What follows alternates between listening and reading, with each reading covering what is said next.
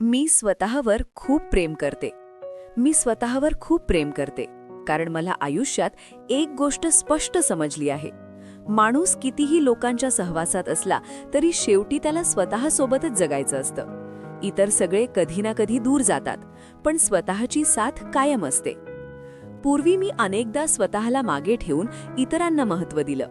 त्यांच्या आनंदासाठी, त्यांच्या मान्यतेसाठी, त्यांच्या शब्दांसाठी जगत राहिले. पण त्या प्रवासात एक गोष्ट जाणवली.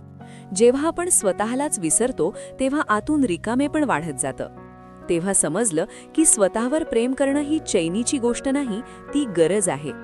स्वतःवर प्रेम करणं म्हणजे स्वतःच्या चुका झाकणं नाही, उलट त्या मान्य करून सुधारण्याची तयारी ठेवणं आहे.